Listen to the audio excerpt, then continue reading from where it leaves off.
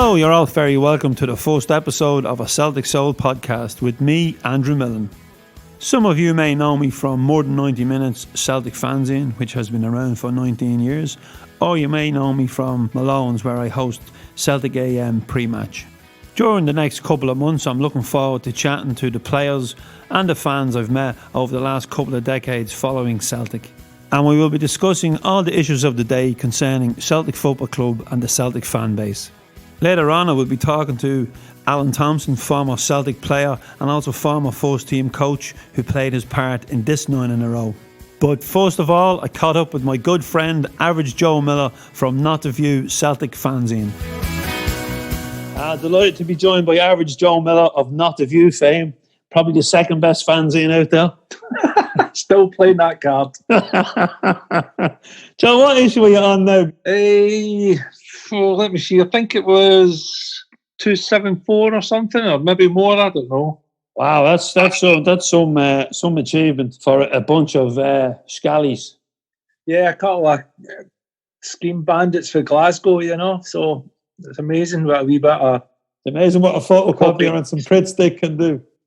That's it, mate. We were sniffing the Pritt stick. Now there might be children listening to this, Joe. So kids, you listen to this, don't snip Pritt stick at home. They probably wouldn't know what it was anyway. Yeah, it's something from the 70s and the 80s. So, but on a serious matter, which is hard to do with you, 9 in a row, second time round. So good we done it twice.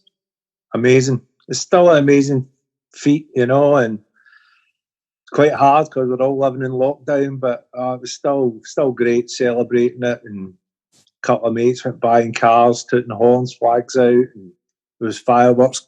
In Chapel, there was fireworks going off at 9 o'clock to celebrate 9. It was just amazing. So you still get a good vibe out of it. Yeah, well, I've been following you on Twitter, Joe, and you seem to made the most of the lockdown anyway. You need to do as best you can, mate. It's trying time, isn't it? Always positive. But it must have been strange not to be there in McCool celebrating. Very much so. I spoke to a lot of the mates and obviously seeing the likes of you guys, and that's the downside about it. I was talking to Nicky about it the other day. Obviously he's feeling it more because the pub's not open, but we'll get there. We'll all get there, I think, eventually, mate.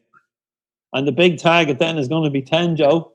Forget the cups, forget Europe. Let's get to 10.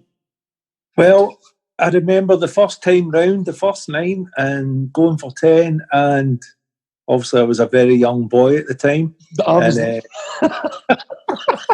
And I'll tell you, the disappointment and the disbelief, I just couldn't understand how we didn't get 10. You know, because you just expected, especially the first time round, I think more it was a case of we're just winning all the time, but you just kind of thought it was going to happen. So it was a bit of a, all right, there is kids on, maybe listen to this, but it was like kicking the nuts. Honestly, it was such a disappointment not getting the 10. That feeling just was so bad. So we can't let it happen again. Definitely not. I don't want to feel like that again. See, once we get the 10, I'll be happy. That's me. Joe, you must have been in short pants the first time round, were you? I was in short pants, yes. I suppose for someone that witnessed both of them, which is an amazing feat. I spoke to John Fallon about her, and he's great memories. He spoke about, I think it was the 68-69 treble winning season. That was his favourite of the 9. Of this current run, Joe, what's been your favourite of the 9? Of this current run? I think the demolition of the Rangers International Football Club, when we got a hold of them and absolutely spanked them, it was good. The challenge for Aberdeen was quite good as well. I enjoyed that for a bit. I think just the consistency of the team and the performances at times. Some of the games are a lot of people kind of forget how good we were and how good a performance put on, because you sometimes maybe remember the poor performances that you scrape a win. They're just as vital as well, you know. But I think taking it fair. I looked back the other day there, and I don't know why it came into my head, but I looked back at the very first game we played on the first League One, and we won 2-0 away to Hibs. Stokes scored our very first goal, and on that run for 9, and Key scored the second. And I couldn't even remember that Hooper missed a penalty in that game. So I'm trying to go back as many games as I can from the beginning, just catch it on YouTube, because there is a lot you will not remember, and a lot of good memories in that. And there is some games, Joe, and people jog your memory, and some players even. But we've seen some quality players come through. Big Virgil, Wanyama, Dembele. Like, there's been some players, some really good players that come through. Yeah, exactly. And if you go back and look at that first game, as I just mentioned there, you look at the team lineup. None of them play with us now. James Forrest came on as a late sub, and Bruni was out suspended. So I think Charlie Mulgrew captained the team that day, did he? Mark Wilson. Mark Wilson, yeah. So just things like that. It's good to look back on it and then kind of kick in the brain cells, and from that first season right through till now. Yeah, and 2 players there ever present. Yeah, exactly. Brown gets all the plaudits, but I think sometimes James Forrest gets a raw deal, and he's there constantly. Yeah, of course he does. He kind of. There's a lot of criticism of James Forrest. Me personally, I think he could be world class if he was gallus. I say this all the time. See if he was just had a wee bit of gallus in him, like the way some players have. He's quite timid in a way, Forrest. But see if he was just that wee bit more gallus, I think he'd be world class. That's the only thing I think is lacking in his game slightly. But that's a constructive criticism. It's not the way some people go on about him, which is absolutely ridiculous, calling him absolute rubbish when he's not. He's got abundance of skill. He's just not always there with him sometimes. And like he's always had competition for a place, and everybody fell in love with Paddy Roberts when he came up, and they were calling for him to be in ahead of James, but Forrest knuckled down, and he became the man there. Paddy Roberts, I always remember a good friend of mine telling me, he says he'll be gone and James Forrest will push on, and he was correct. I think Forrest really pushed on under Brendan Rodgers. Yeah, and I think as well it helps with the likes of Paddy Roberts and a bit of competition as well in there. But I think James Forrest gets asked to do a lot of things that you don't kind of necessarily see or people talk about. He has to kind of backtrack and be more defensive. Whereas when Paddy Roberts played, he was free to do what he wanted to do, basically. So there is limitations on it. He kind of follows orders more and does that. But no, for him to be there for the full 9, you can't knock that at all. Yeah, and then the other one we spoke about is, I suppose, you can't say a bad word against him, is Scott Brown, because he's just improved year on year. Oh, yeah. And God, have you seen the head of hair he's got on him now? Aye, well, Joe, he could get a quiff out of that like yours. I'm going to sell him some Justin Bill. Yeah, it's definitely, and he's got a simple haircut like myself. He could have shaved it. Yeah, his standard of performances every season is unbelievable, and he is a true leader. And I think sometimes when you're living through players that are playing like that, you don't really, because we're used to talking about our legends as the ones that aren't playing anymore, but we are living through a legend. High praise indeed, Joe. And it's funny, I spoke to John Fallon for the podcast, and John was drawing comparisons between Billy, who was his captain, and I was there for the 9 in a row, and he said, Billy was a quiet leader. He said, but when you're in the midfield engine room, he says, he just reminds me of Bobby Murdoch. He said, and that is high praise indeed to come from John, because Bobby's probably the greatest player in the modern Celtic era, arguably. Yeah. It definitely is. The comparison between Billy is he would have word in the ear to a certain player to go and do this, go and do that, whereas Bruni will go and do that on his own. He'll try and sort everything out on the park.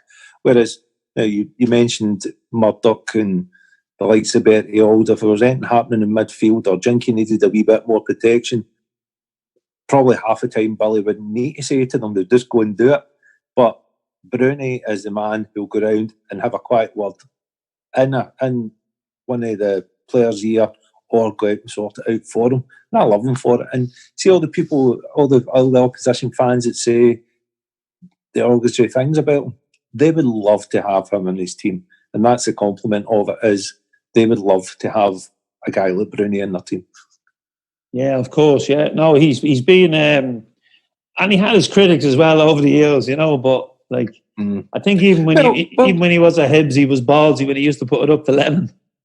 Yeah, well, I remember a game at Easter Road, and they were bossing it. Him and Kevin Thompson were bossing it, and Lenny wound up Brown, and Brown just kind of lost his way in the game because he got involved in arguing with Lenny and tried to wind up as well. But he learned from that he can still continue playing football but still have the wind up. But that day he kind of lost it, and I think we got a draw, and there was some difference.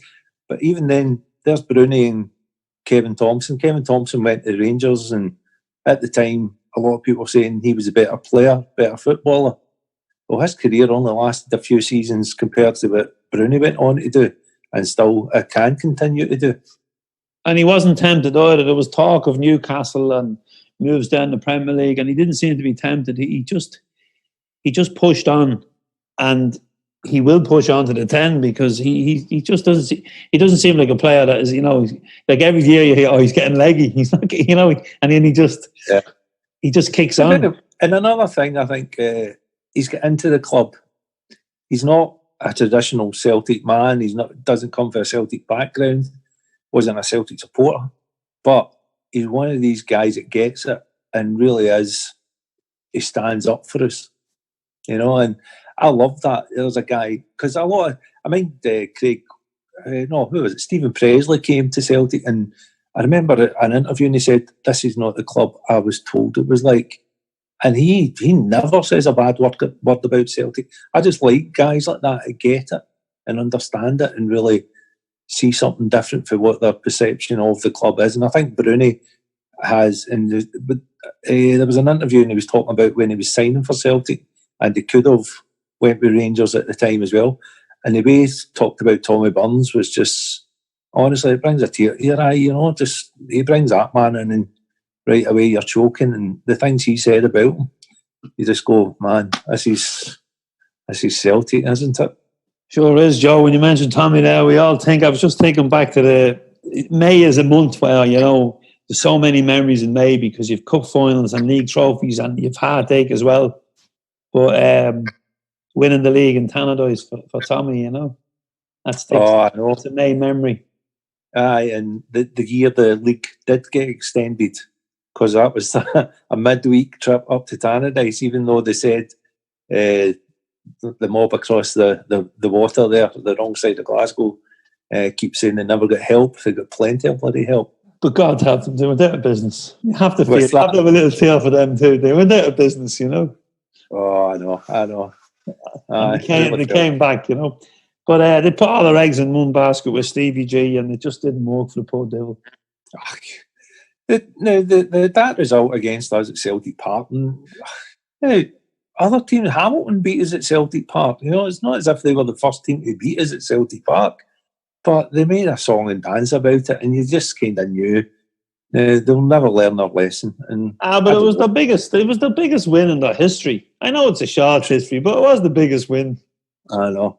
To be fair, we teams always kind of raise their game against us. Joe, where do we go from here with football? I haven't watched the German football, I'll be honest.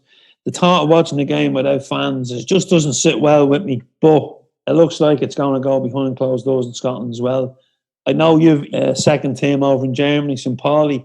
Have you watched them? What's the feedback been like coming from the St. Pauli fans? Yeah, well, a group of us all went online and we do a kind of chat while we're watching the game, and it wasn't good. It just wasn't good. So, but I've not watched any of the other games, the German games. I've just watched St. Pauli. Got a game on Wednesday night as well, so it feels like a training session. It feels like a pre-season friendly. It's just dead, you know. It's as dead as Rangers, you know. It's just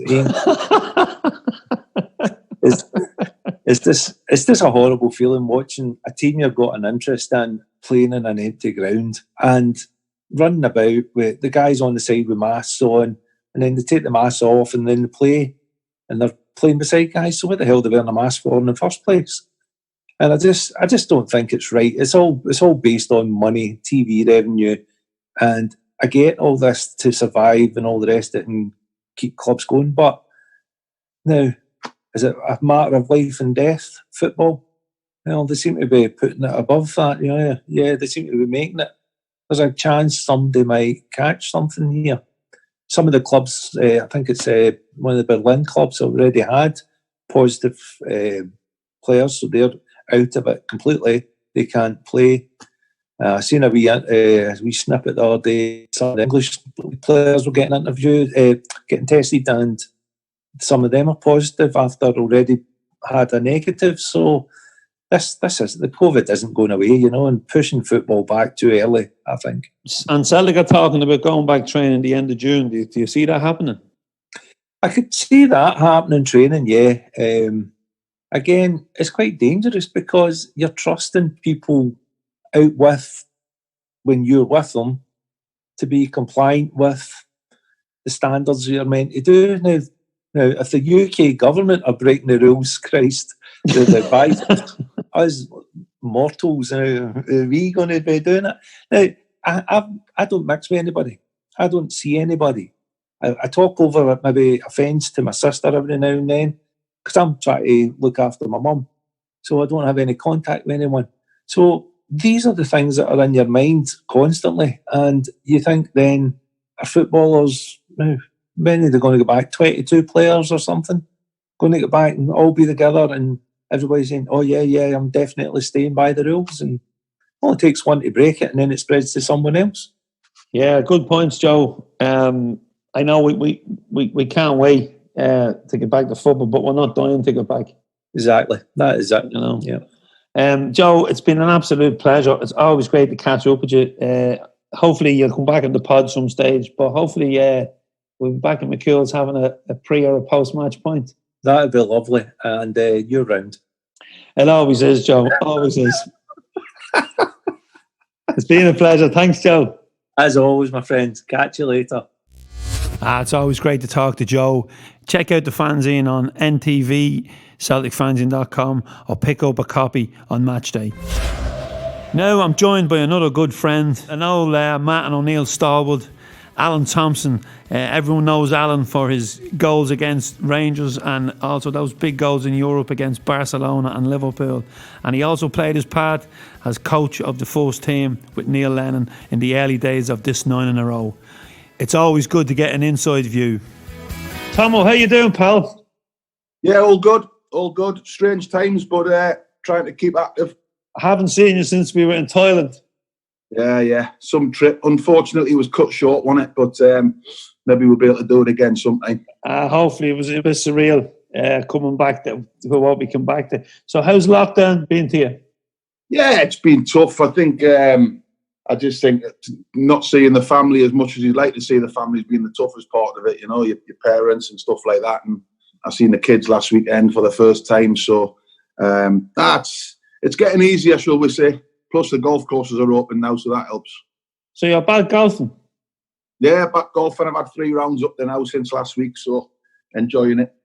Must be great to get back. I don't play the sport myself, so I can't comment on it, but I see a lot of the boys are looking forward to getting back out over here. Yeah, I can imagine. But imagine having half an hour on a course for you would be tough enough, never mind 4 hours. There you go. 4 hours? 4 hours? Does it take that long? 4 hours. Switch your phone off and know what and get in contact with you. It's brilliant. Oh, well, I could do that without playing golf. Yeah. Listen, Tomo, we celebrated a strange one with the COVID-19. We couldn't finish the season out. We celebrated 9 in a row last week. An amazing achievement. Yeah, absolutely fantastic. And I mean, in an ideal world, you would like to have done it in front of the supporters, in front of your home crowd.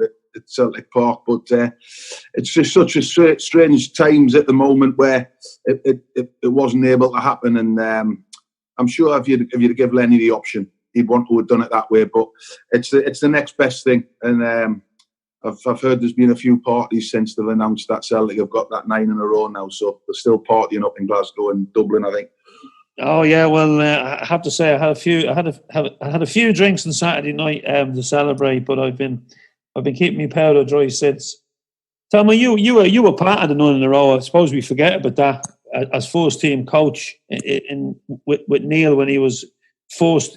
When he was forced in the coaching role. How big a part does the coach play? Does he break barriers between the manager and the players, or what is the role? Well, I think a lot of managers work differently, where they let their coaches are quite hand-on. So Lenny would quite often let me do my own sessions. He might give us something that he wanted to work on, and I'd come up with a session and deliver the session to the players. And some managers like to do all the coaching themselves. Gordon Strachan done a lot of coaching himself. Martin O'Neill didn't do any coaching. He let his first-team coach get on with it. So they're all different. Lenny's a bit of a combination. He's a bit of a hybrid. Lenny he'd do his own coaching, and he'll also let his first team coach do some coaching as well. So he does a bit of both, obviously successfully. So he's obviously picked up a bit from Martin and a bit from Gordon. Yeah, and other managers who he's worked with over his time as well, you know. So he definitely combines the two, and he's good at them both. Now, Damien Duff went to Celtic after being with Rovers. Obviously, Damien had a big football career. Done a lot of Rovers with the kids, and it didn't go unnoticed.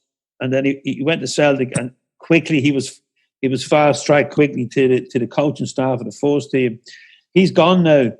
Do you think, Lennon will recruit from within, or does he look outside, or will it be a thing that it will be a decision by like Peter Lawwell who goes in?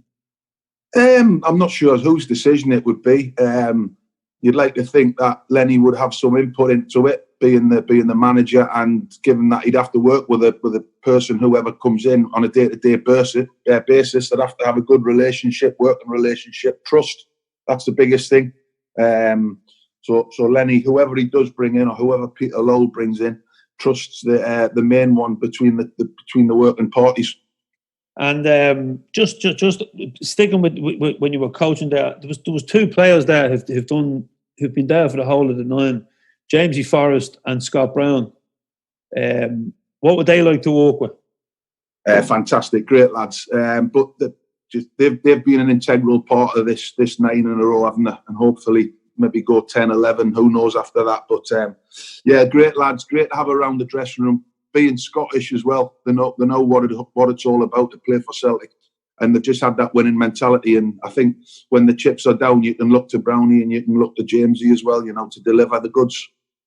Tommy, you come up from England to play for Celtic, and some players get it, some players don't, but you got her almost instantly. You loved it. Yeah, it was unbelievable, and things people can't take away from you, the memories and stuff like that, good and bad. No, I just got it from day one. I'd been at big clubs before, but nothing as big as Celtic, that was for sure. And it is important that the players buy into it, because there have been players that have come up and have really bought into it, and others maybe don't get it. And I think next year, if you can keep the nucleus of the team together and maybe bring in one, the local boys will be important. Yeah, of course they will. And I'm sure they'll be recruiting to the best of their ability in the summer, whether that's spending big money or go and finding the next gem that's out there from abroad, which they've done very well in the previous years. Your Van Dijks and people of this world, Edward, and so who knows, they might have their irons in a fire ready to pull another superstar out.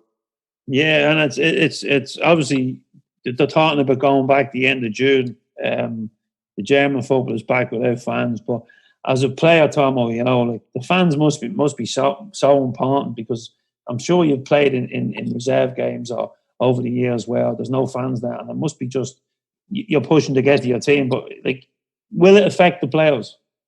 I don't know, but if I can take myself back to when I was a young lad getting in the reserve team and you were going around the country and playing at St James's Park, Newcastle, or going to Anfield, it was great playing at these stadiums, but it's difficult to play in them when there's no fans in them. You know, it's like, imagine what it'd be like when it's full. So we were just playing reserve games. Celtic, when they're playing for 3 points and there's no crowd getting behind you, it's definitely got to affect you in some capacity, I would say, yes, because them fans can not give you a lift along the way. And while you mentioned fans, I've noticed you've joined Twitter during the lockdown. Well, no, what happened was someone texted me in February when Jackie McNamara took ill, and thankfully Jackie's doing great now. I seen someone showed me something someone had tweeted about Jackie, which was totally unfair. So I thought, I'm going to go on and give that person a little bit back. And I only sent one tweet, and then I didn't bother with it again. And then last week, when they announced Celtic were champions for 9 in a row, couple of notifications come up saying, Chris Sutton had tweeted, congratulations, John Hodgson. And I thought, it'd be nice just to go on and put a message on, say well done to Lenny and the players and all the staff and that, and congratulations. And then it just seemed to go from one thing to another. I still haven't got a clue what I'm doing, but I'll stick with it. No bother to you. I've seen some fair play. I've seen a couple of the tweets. I've seen the one with the Caesar T-shirt. Now, fair play to you. Yeah, I'll get that one there. Get that one signed and send that out to someone, that one. Fair play to you. Tom, it's been a pleasure. And I hope you'll come back on and chat to us on the pod again. And I'm looking forward to, we've a gig lined up in one. So when that's rescheduled, I'm looking forward to getting an L night out with you. Yeah, I look forward to seeing you, Andy, and everyone out there, stay safe and keep well. Hail, Tomo. Thanks very much. Cheers, Andy. Yeah, it was great to talk to Tomo, and also Joe. I'd like to thank both lads for coming on the show today. Early next week, I will be talking to the Lisbon Lion and the original Holy Goalie, John Fallon. And I'll also be talking to Frank Knockenbachhoff, who is a Borussia Dortmund fan and also a regular in Celtic Park, who will bring us up to date on the Bundesliga's restart and what it's like for football without fans. And I would just like to thank Rory Lee from Paddy's Point pub in Alicante, Lasagna, Alicante, Spain, who has kindly sponsored this episode of the podcast. Paddy's Point is home to a Celtic Supporters Club, and you can watch all home and away games on the big screens. Folks, please visit our website www.celticfanzine.com, where you will find daily news and articles, information on the fanzine, merchandise and future live events. This podcast was produced by my good friend Ronan McQuillan.